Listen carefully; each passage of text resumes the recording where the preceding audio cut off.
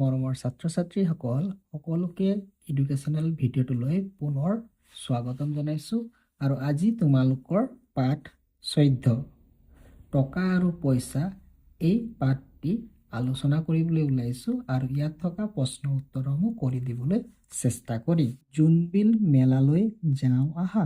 মাক দেউতাকৰ লগত কমল আৰু জোনমণি জোনবিল মেলালৈ গ'ল। তেওঁলোকে লগত পিঠা আৰু লাডুৰ টোপোলা কেইটামান ল'লে। মা, লাডু আৰু পিঠাৰ এই টোপোলাবোৰ কিয় লৈছা? জোনমণিয়ে মাকক প্ৰশ্ন কৰিছে। মাকে কৈছে, জোনবিল মেলাত লাডু পিঠাৰ বিনিময়ত আমি আন বস্তু ল'ব পাৰি। চোৱা কমল, লাডুৰ টোপোলা এটা দি আমি কচু ল'লোঁ। লাডুৰ টোপোলাটো দিলে, তাৰ বিনিময়ত কি ল'লে? কচু ল'লে। কিন্তু মা, বজাৰত দেউতাই টকা দিহে বস্তু কিনা দেখিছোঁ। কমলে কৈছে, টকা দিহে দেউতাই বস্তু কিনা দেখিছোঁ। এনেদৰে বস্তুৰ বিনিময় কৰিলে বহুতো অসুবিধা হয় বাবে টকা পইচাৰ প্ৰচলন হ'ল।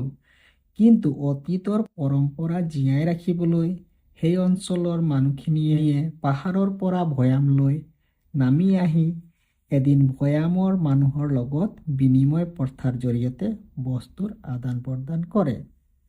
তো মাকে বুজাই দিছে যে আগতে অতীতত কি আছিলে, বস্তু দি পেলাই বস্তু লোৱা অৰ্থাৎ বিনিময় প্ৰথা প্ৰচলিত আছিল। কিন্তু বিনিময় প্ৰথাত বিভিন্ন অসুবিধা হোৱাৰ বাবে টকা পইচাৰ প্ৰচলন হ'ল আৰু টকা পইচাৰ প্ৰচলনৰ ফলত আমাৰ বস্তু কিনা বেচাত যথেষ্ট সুবিধা হ'ল বুলি মাকে কমল আৰু জোনমণিক বুজাই দিছে। বিদ্যালয়ত শনিবৰীয়া চৰা। লখিমীনগৰ প্ৰাথমিক বিদ্যালয়ৰ শনিবৰীয়া চৰাত শিক্ষাৰ্থীসকলৰ নিজ ঘৰতে উপলব্ধ বস্তুৰ সহায়ত এখন আৰ্হি বজাৰৰ আয়োজন কৰে।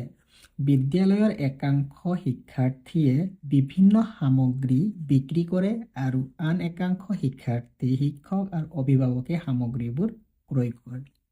বিদ্যালয়খনৰ ছাত্ৰ ছাত্ৰীসকলে কি কৰে, বিভিন্ন সামগ্ৰী নিজৰ ঘৰত উপলব্ধ সামগ্ৰীসমূহ আনি এটা বজাৰত এখন আৰ্হি বজাৰৰ আয়োজন আৰু তাত গ্ৰাহক হিচাপে কোন কোন থাকে? শিক্ষাৰ্থী, শিক্ষক, অভিভাৱকসকল থাকে, বস্তু সামগ্ৰীবোৰ ক্ৰয় কৰে। এতিয়া চোৱা, ৰঙালাও এটাৰ দাম 40 টকা। এইগৰাকী শিক্ষাৰ্থীয়ে ৰঙালাও বিক্ৰী কৰিছে আৰু এটা ৰঙালাওৰ দাম কিমান? 40 টকা। ইয়াত এই শিক্ষাৰ্থীজনে কি বিক্ৰী কৰিছে? চোৱা, অমিতা। অমিতা এটাৰ দাম 15 টকা আৰু চজিনা এক মুঠাৰ দাম কিমান? 50 টকা। দাম কেইটা কৈ দিছে যে চজিনা এমুঠাৰ দাম কিমান, এটা অমিতাৰ দাম কিমান। এইগৰাকী শিক্ষাৰ্থীয়ে কি বেচিছে?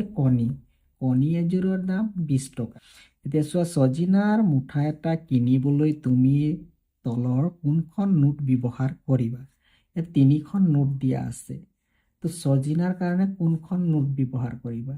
চজিনাৰ দামটো চাবা, চজিনাৰ দামটো কিমান টকা আছে? এমুঠাৰ দাম 50 টকা। তো তলত চোৱা, তলত ছবিটো চাই কোনটো 50 টকীয়াৰ নোট হয় তাত শুদ্ধ চিন দিবা। এয়া 50 টকীয়া নোট, ইয়াত শুদ্ধ দিবা তোমালোকে। তাৰপিছত চোৱা, ৰঙালাও এটা কিনিবলৈ কেইটা লাগিব? এইটো কিমান টকা হয়? চোৱা, এইটো 5 টকা হয়। 5 টকা হয়। 5 টকা কেইটা লাগিব? 5 টকা কেইটা লাগিব? তো ৰঙালাও এটাৰ দাম কেইটকা দিয়া আছে? 40 টকা। এটা ৰঙালাওৰ দাম 40 টকা। তো 5 টকা কেইটা লাগিব? 40 টকা হ'বলৈ 5 টকা কেইটা লাগিব? 8টা লাগিব, হয়নে? 8টা 5 টকা হ'লে 40 টকা হ'ব। 8 5 গুণ 40। তো 8টা লিখিবা ইয়াত তোমালোকে।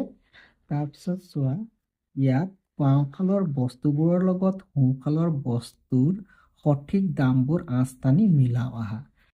সঠিক দামবোৰৰ লগত আঁচটানি মিলাব লাগে। এযোৰ কণীৰ দাম 10 টকা, সেইকাৰণে ইয়াত চোৱা 1, তাৰপিছত এইটো 2 টকা, 2 টকা, গতিকে 2 2 4, একে 5 হ'ল। এইটো 5 5 10 হ'ল, 10 আকৌ 10 20 টকা। তো এযোৰ কণীৰ দাম 20 টকা। ৰঙালাও এটাৰ দাম 40 টকা আছিলে। চোৱা ক'ত মিলিব 10 টকা, এটা দুটা তিনিটা চাৰিটা 10 টকীয়া নোট আছে।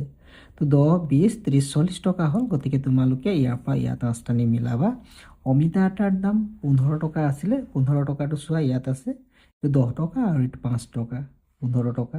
আৰু ছজিনা 20, 20, 40, 40 আৰু 5, 5, 10, 40, 10, 50 টকা। এনেধৰণে তোমালোকে মিলাবা এইটো বাওঁফালৰ লগত সোঁফালে। তাৰপিছত চোৱা ইয়াত কি আছে, মুঠ কিমান টকা লাগিব চাওঁ আহা। ৰঙালাও এটাৰ দাম 40 টকা, অমিতা এটাৰ দাম 15 টকা। তো মুঠ কিমান টকা? 55 টকা। কণী এযোৰৰ দাম কিমান আছিলে? কণী এযোৰৰ দাম 20 টকা। তো এযোৰৰ দাম 20 টকা, ইয়াত 20 লিখিবা, তোমালোকে 20 লিখিবা। অমিতা তিনিটাৰ দাম, চোৱা তিনিটাৰ দাম সুধিছে, এটাৰ দাম দিয়া আছে নহয়, এটাৰ দাম কিমান? এটাৰ দাম 15 টকা। তোমালোকে ইয়াত কেইটা অমিতাৰ দাম লিখিব লাগিব? তিনিটা অমিতাৰ দাম। এটা অমিতাৰ দাম কিমান? 15 টকা। গতিকে তিনিটা অমিতাৰ দাম কিমান হ'ব উলিয়াই ল'বা। এটা অমিতাৰ দাম 15 টকা, তিনিটা অমিতাৰ দাম 3 পূৰণ কৰিবা। তো তিনিটা অমিতাৰ দাম কিমান? 45 টকা। তোমালোকে ইয়াত কি লিখিবা? 45 টকা লিখিবা। এটা অমিতাৰ 15, তিনিটা অমিতাৰ দাম 45 হ'ব। যোগ কৰি উলিয়াব পাৰা, নহ'লে পূৰণ কৰি ওলাবা। শূন্যৰ লগত 5 যোগ কৰিলে 5 হয়। 2ৰ লগত 4 যোগ কৰিলে কিমান পাবা? 6। অৰ্থাৎ 14, 5, 65 টকা হ'ব। নেক্সট কুৱেশ্যনটো চোৱা, ৰঙালাও দুটাৰ দাম, এটাৰ দাম কিমান টকা আছিলে? 40 টকা আছিলে। দুটা ৰঙালাওৰ দাম 40 যোগ 40 কিমান হ'ব কোৱা? 80। গুড, 80 টকা হ'ব। 80 টকা হ'ব। আকৌ কি দিছে? ছজিনা এমুঠাৰ দাম, ছজিনা এমুঠাৰ দাম কিমান হ'ব? কিমান পাইছিলে? সেইটো পেজত লিখা আছিলে নহয়, কিমান পাইছিলা? 50। গতিকে ইয়াত 50 লিখিবা। ৰঙালাওৰ দাম হ'ল, ছজিনাৰ দাম হ'ল। এতিয়া মুঠ দাম, মুঠ বুলি ক'লে তোমালোকে জানা যে যোগ কৰিব লাগিব, হয়নে? তো যোগ কৰিবা, শূন্যৰ লগত শূন্য যোগ কৰিলে কিমান পাবা? 0। আৰু 8 আৰু 5 যোগ কৰিলে কিমান হ'ব? 8 আৰু 5 যোগ কৰিলে 13 হ'ব। গতিকে মুঠ দাম কিমান? 130 টকা। ইয়াত চোৱা ঘ নম্বৰ প্ৰশ্নটো, ৰঙালাও এটাৰ দাম কিমান? ৰঙালাও এটাৰ দাম 40 টকা, হয়নে? ইয়াতো লিখা আছে, এইটো পেজত আমি পাইছিলোঁ 40 টকা এটা ৰঙালাওৰ দাম। তাৰপিছত কণী 3 যোৰৰ দাম সুধিছে হা। 3 যোৰৰ দাম কিমান হ'ব? এযোৰৰ দাম তোমালোকে পাই আহি, কণী এযোৰৰ দাম কিমান? 20 টকা। তোমালোকে কেইযোৰৰ দাম লিখিব লাগিব? 3 যোৰৰ। তো 3 যোৰৰ কাৰণে 3 পূৰণ কৰি দিবা, এযোৰৰ লগত 3 পূৰণ কৰি দিবা। 3 0 0, 3 2 গুণ 6 কিমান পালা? 60। গতিকে এই 60টো ইয়াত লিখি দিবা। 3 যোৰৰ দাম, এযোৰৰ দাম 20 টকা, 3 যোৰৰ দাম 60 টকা হ'ল। এতিয়া যোগ কৰি দিবা, মুঠ দাম সুধিছে, যোগ কৰি দিবা। 0 0 যোগ কৰিলে 0, 4 আৰু 6 যোগ কৰিলে কিমান পাবা? 10। কিমান টকা হ'ল? 100 টকা। ইয়াৰ উত্তৰ। তাৰ পিছৰ প্ৰশ্নটো চোৱা, মুঠ কিমান টকা আছে লিখো আহা। এয়া চোৱা 100 টকীয়া নোট, 100 টকীয়া নোট আৰু 50 টকীয়া নোট। 100, 100, 200 আৰু 50। 250 লিখিবা তোমালোকে। 250 টকা। ইয়াত চোৱা এইটো 200 টকা হয়, এইটো 20 টকা, এইটো 20 টকা আৰু এইটো 10 টকা। 220, আকৌ 20 হ'লে 40, এইটো 50। 250 টকা হৈছে। ইয়াত তোমালোকে লিখিবা 250। প্ৰথমটোতো 100, 100, 200 হ'ল আৰু 50, 250। আকৌ পিছৰ নেক্সট যিটো প্ৰশ্ন আছে, ইয়াতো কেইটকা হ'ব? এইটো 20, 20 টকা আৰু 10 টকা। 250 টকা হ'ল। ইয়াত চোৱা 200 টকীয়া নোট কেইখন আছে? 2খন আছে। তো 200, 200, 400 আৰু 50, 50, 100। 400ৰ লগত 100 যোগ হ'লে কিমান হ'ব? 500। এনেধৰণে খালী ঠাইত উত্তৰকেইটা তোমালোকে লিখিবা। তলৰ বস্তুসমূহৰ দামৰ সমান হোৱাকৈ পাঠটোৰ চাৰিওদিশে থকা নোট আৰু মুদ্ৰাসমূহ বাছনি কৰা। এইফালে দিয়া আছে, চাৰিওফালে এইখিনি দিয়া আছে। তো এই চাৰিওদিশে থকা নোট আৰু মুদ্ৰাসমূহ বাছনি কৰা। লগতে কি কি মুদ্ৰা নোট বাছনি কৰিলা তলৰ আঁচডালত লিখা। তো প্ৰথম কি দিয়া আছে চোৱা, টুথপেষ্ট। টুথপেষ্ট এটাৰ দাম কিমান? 35 টকা। টুথপেষ্টৰ বাবে বাছনি কৰা মুদ্ৰা আৰু নোটত শুদ্ধ চিন দিয়া তো টুথপেষ্টৰ কাৰণে বাছনি কৰা 35 টকা ইয়াত চোৱা 20 টকা এইটো 20 টকা এইটো 10 টকা আমি ইয়াত শুদ্ধ চিন দিব কৈছে গতিকে 20 টকাটো তোমালোকে ইয়াত শুদ্ধ চিন দি দিলা এইটো ললা 20 টকা হৈ গ'ল আৰু এইটো লৈ ললা তো 20 আৰু 10 30 টকা হ'ল আৰু কেই টকা লাগিব 5 টকা 5 টকা ইয়াত বিচাৰিবা 5 টকা এয়া 5 টকা এইটো 5 টকা তো শুদ্ধ চিন দিলা ইয়াত 5 টকা এইটো 20 টকা এইটো 10 টকা 20 10 30 হৈ গ'ল আৰু 5 35 টকা তো আমি কি মুদ্ৰা হিচাপে মুদ্ৰা কি ল'লো 5 টকীয়া মুদ্ৰা তো আমি ইয়াত গতিকে ইয়াৰ উত্তৰটো তোমালোকে এনেধৰণে এতিয়া লিখিবা মুদ্ৰা কি পালা 5 টকা 5 টকীয়া 5 টকীয়া মুদ্ৰা 5 টকীয়া মুদ্ৰা তাৰপিছত 10 আৰু 20 টকীয়া নোট 10 আৰু 20 টকা নোট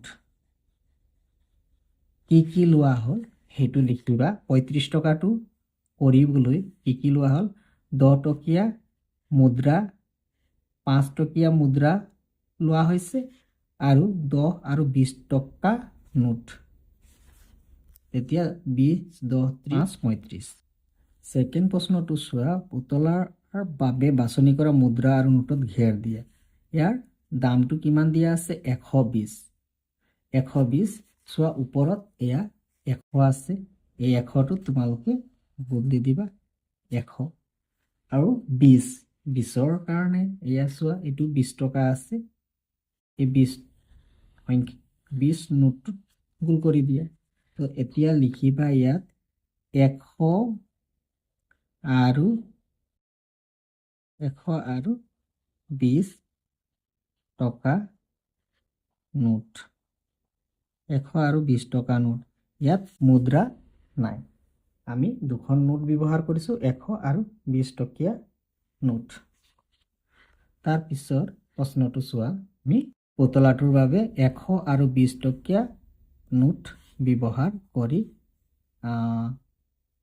গতিকে দ্বিতীয় প্ৰশ্নটোৰ কাৰণে আমি 120 টকা বনাবলৈ কি ব্যৱহাৰ কৰিছো কি নোট 100 আৰু 20 টকীয়া নোট ব্যৱহাৰ কৰিছো এই বটলটোৰ বাছনি কৰা মুদ্ৰা আৰু নোটত ষ্টাৰ চিন দিয়া ইয়াৰ দাম কিমান দিয়া আছে 48 টকা তা 48 টকা বনাবৰ বাবে তোমালোকে 48 টকা যি মুদ্ৰা আৰু নোট কেইটালৈ বনাবা তাত তোমালোকে কি চিন দিব লাগিব ষ্টাৰ চিন দিব লাগিব তোমালোকে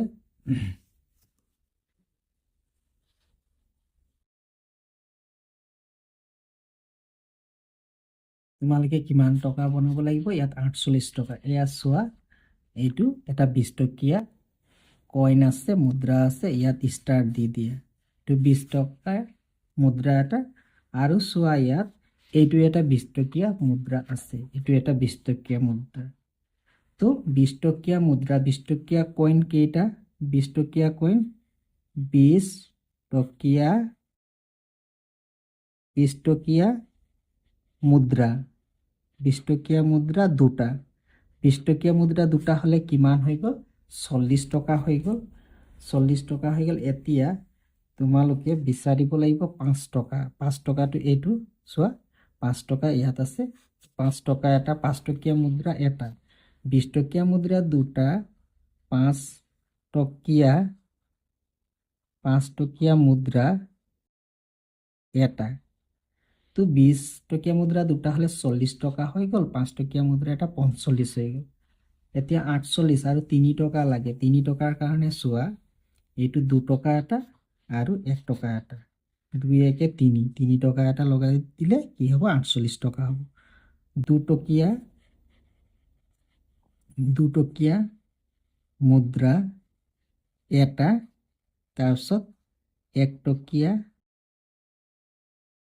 মুদ্ৰা এটা এই গোটেই মুদ্ৰা কেইটা লগ লাগি কেই টকা হ'ব 48 টকা হ'ব এতিয়া তলত দিয়া ক অংশৰ লগত ক অংশৰ লগত খ অংশ মিলাই ক অংশৰ লগত খ অংশ মিলাও আহা।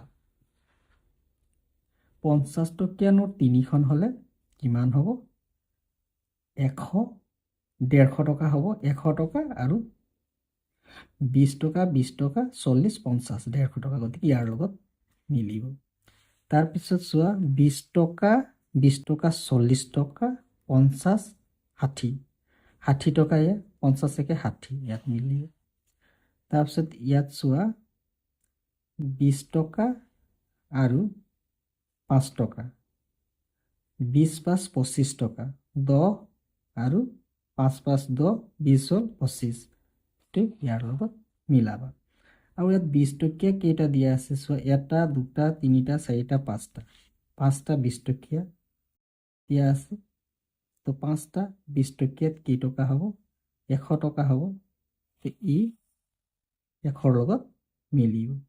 আৰু এইটো 500 টকা, 100 টকা এটা ইয়াত আছে আৰু 200 টকা দুটা আছে। 200, 200, 400, 400 একে 500, ইয়াৰ পৰা ইয়ালৈ 8ডাল টানিব। তাৰপিছত চোৱা গ্ৰন্থমেলালৈ যাওঁ ব'লা। কমল আৰু জোনমণি ককাকৰ লগত গ্ৰন্থমেলালৈ গ'ল। ককা, মোৰ এই কিতাপখন কিনি দিয়া। এই টকাখিনি লোৱা আৰু কিতাপখন কিনা। ককাকে টকা দিলে কমলক।